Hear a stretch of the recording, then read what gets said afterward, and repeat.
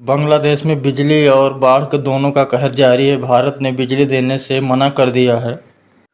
भारत ने बिजली का बिल बकाया अभी चुका नहीं पाया है बांग्लादेश, वहीं और इस हाल में गुजर रहा है बांग्लादेश। मोहम्मद यूनुस वहां के प्राइम मिनिस्टर बन चुके हैं, लेकिन भारत का 9500 करोड़ रुपया, लगभग $1 अरब के करीब बनता है, वो भी चुकाया नहीं है। इसलिए भारत ने बिजली आपूर्ति बंद कर दी है।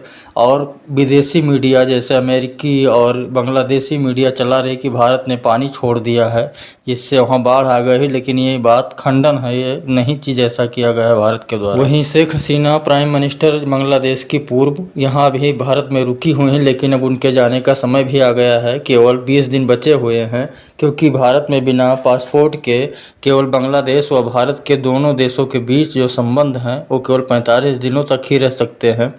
45 दिन से ज़्यादा नहीं रह सकते हैं, फिर वहाँ से आदेश लेना पड़ेगा अपने देश बांग्लादेश से।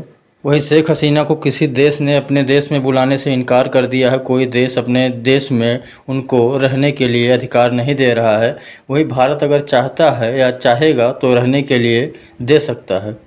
क्या भारत के बीच में प्रत्यार्पण समझौता देखिए, अगर ऐसा है तो भारत प्रत्यार्पण राजनीतिक तौर से शेख हसीना भारत में रह सकती हैं, परंतु अगर आपराधिक कृत्य ना हो इस तरह से तभी भारत में रह सकती हैं। अगर आपराधिक कृत्य है तो वो अपने देश जाना उनको मजबूरी है, लेकिन इनके ऊपर मुकदमा हो गया है और हत्या जैसे आरोप लगे हैं। देखना होगा कि आगे क्या होता है।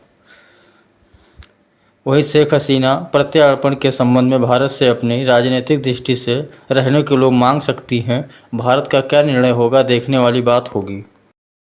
वहीं बांग्लादेश ने शेख हसीना पर हत्या और आपराधिक कृत्य जैसे मामले दर्ज किए हैं और उन्होंने कहा है कि उनको अपने देश आना पड़ेगा, जेल जाना पड़ेगा। लेकिन क्या होता है, भारत इसमें अगर चाहे तो उनका मुकदमा जो है भारत में ही चला सकता है और अपने देश में रहने को मजबूर कर सकता है, लेकिन ऐसा भारत करेगा नहीं, क्योंकि दोनों देशों की जो संबंध है आर्थिक, व्यापार और राजनीतिक, वो गड़बड़ हो जाएगा। इसलिए भारत शेख हसीना को ज़्यादा दिन यहाँ